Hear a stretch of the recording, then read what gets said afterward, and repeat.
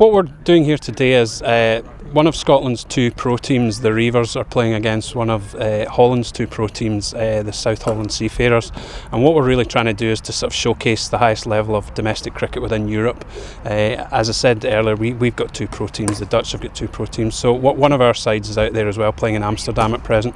But this is obviously the Scottish leg. And really it's a case of sort of showing the cricket world what we're all about, and sort of showing that there's a sort of professional domestic level to be created within the High Performance Association Europe. So this is really the sort of first step in that journey, if you like. I think the long game is certainly to create some sort of European domestic first class competition. Now that may be a little while away, but you have to start somewhere. So from that point of view, this is the first step on that journey. We're hopeful that other countries might engage in that process, but obviously everyone needs to see that there's a product there that's got some commercial viability and is of high quality, and that's what we're trying to showcase today. Head's called and it's come down. There's a tail. So you won the toss, so I have a bowl. Good luck. Chosen to bowl. There's a little bit of moisture about, a bit of cloud cover, so I reckon it should do a little bit. It always does around here. So, what do you make of the pitch here at Ayr?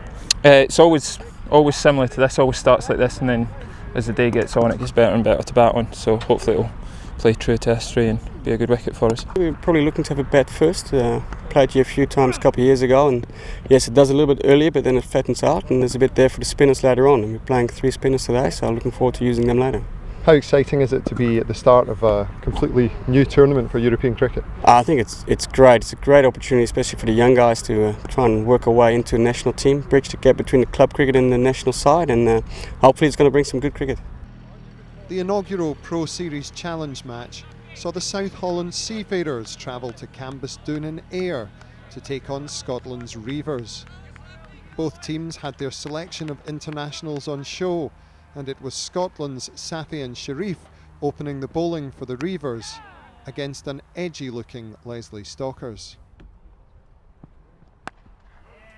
But the Dutch openers soon found some rhythm, Schoenheim finding the boundary with consecutive balls and sending the Scots captain all the way back to the pavilion. But it was at the other end that Scotland made their breakthrough, Lochek splitting Schoenheim's stumps on 13. New batsman Wesley Baresi continued Sharif's torment and presented Lochek with more of the same.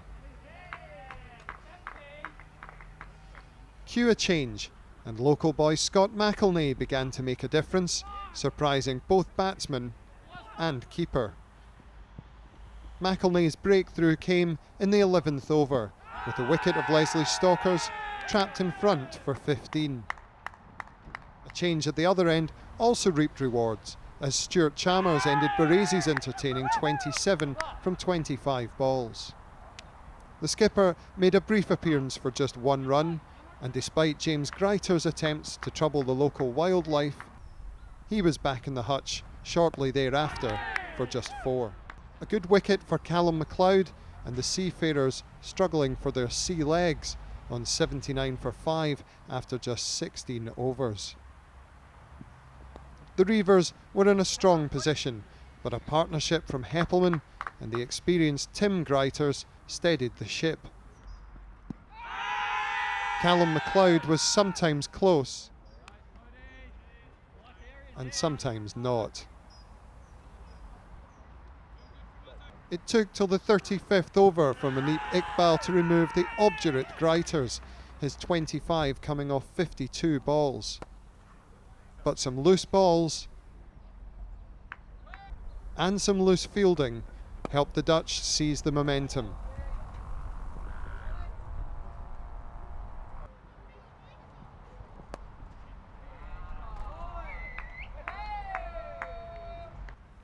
McElnay struck again as Heppelmann finally departed for 37.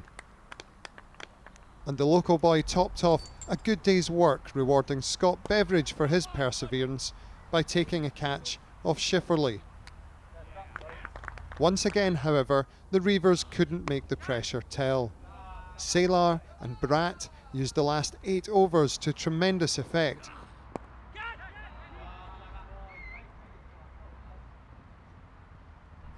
and were clearly enjoying their time at the crease.